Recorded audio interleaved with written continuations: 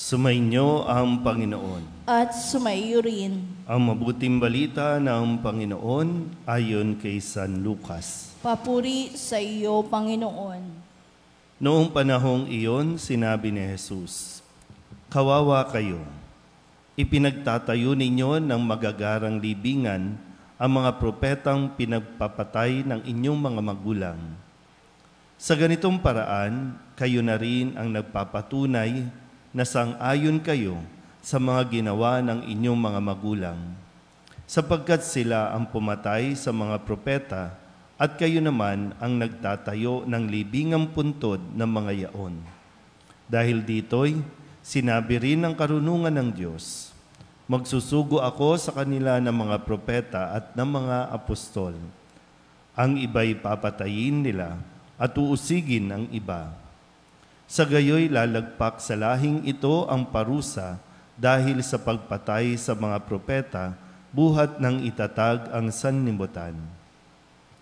Magmula kay Abel hanggang kay Zacarias na pinatay sa pagitan ng dambanang sunugan ng mga handog at ng gusali ng templo. Sinasabi ko sa inyo, lalagpak sa lahing ito ang parusa dahil sa kanilang ginawa. Kawawa kayo mga dalubhasa sa kautusan, sapagkat inalis ninyo ang susi ng karunungan.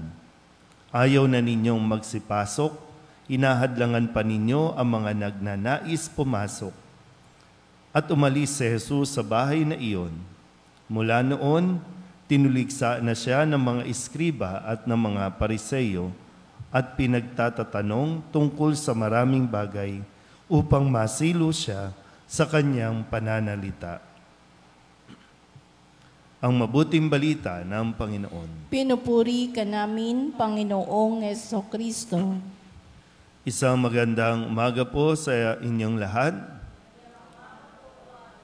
Ngayon po ay Huwebes ng ika-28 linggo sa karaniwang panahon at kapisahan ni San Ignacio ng Antioquia.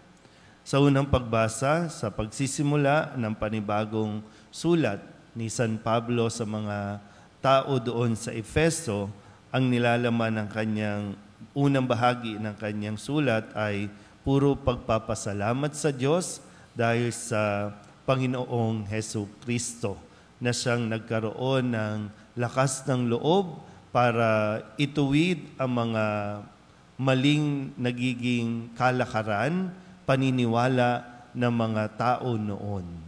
Kaya nga sa Ebanghelyo, narinig natin na ito na rin yung huling bahagi na si Jesus ay naroroon sa bahay ng isang pariseyo. Maalala niyo po, no, nung Lunes, siya ay inanyayahan na kumain sa isang bahay ng isang pariseyo at nandoon din yung iba pang mga kilalang personalidad at hindi lang pariseyo, mga iskriba at mga bihasa sa kautusan. Kung i-imagine lang natin yung senaryo, no? Halimbawa, kung ikaw po ay nandoon yung mga malalaking tao, mga kilalang tao, at kinatatakutan din ng mga tao. Ano kaya ang magiging behavior mo? Ano kaya ang magiging pagkilos mo? Tatameme ka kaya dahil nandoon sila o maninindigan ka sa kung ano yung itinuturo ng Panginoong Diyos na dapat na ipinapahayag? Kasi ito yung ginawa ni Jesus. Una, sinita siya tungkol sa hindi paghuhugas ng kanyang kamay. At doon niya na sinimulan para ituwid ang mga ipinapatupad ng mga pariseyo at mga may kaalaman sa kautusan, sa batas. Hinambing sila na para silang mga libingan, mapuputi sa labas. At katulad din ng sinasabi, no, na mahilig sila na lumakad sa maraming tao na pinagtitinginan, pinagpupugayan. Hindi ito pinanginian o pinagdalawang isip na sabihin at ipahayag ni Jesus. Hindi para sila ay awayin, hindi para sila pahiyain, kundi sila ay para magising sa katotohanan upang magkaroon pa ng pagkakataon na mailigtas pa sila. Kaya nga ngayon, no, siguro maganda rin na mapagnilayan natin ito at mapagdasalan na kung sakasakali na tayo po ay magkakaroon ng pagkakataon, nawa mas maging matapang din tayo. Halimbawa lang po, narariyan ng mga tatakbong manunungkulan ng lingkod bayan. Sasabihin mo ba ng totoo kung ano ang hinaing mo? O tatahimik ka lang din?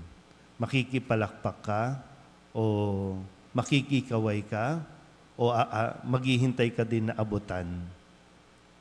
Ipaparating mo ba na kung ano nangyayari sa kalye, sa barangay?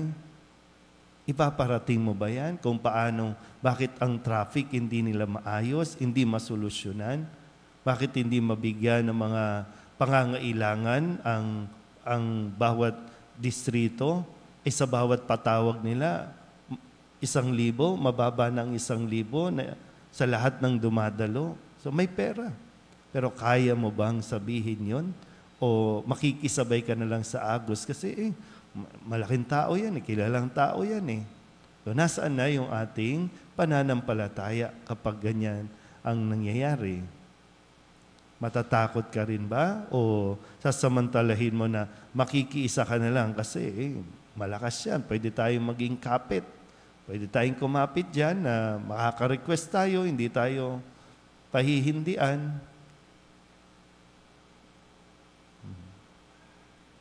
Paano kaya? Itong ginawa ni Jesus, hindi natakot si Jesus. Kahit na ngayon, sabi nga dito, hindi kasi nila nakuha si Jesus. Kaya ngayon, tinutulig sana nila si Jesus at tinatanong ng tinatanong, hinahanapan kung paano siya masisira.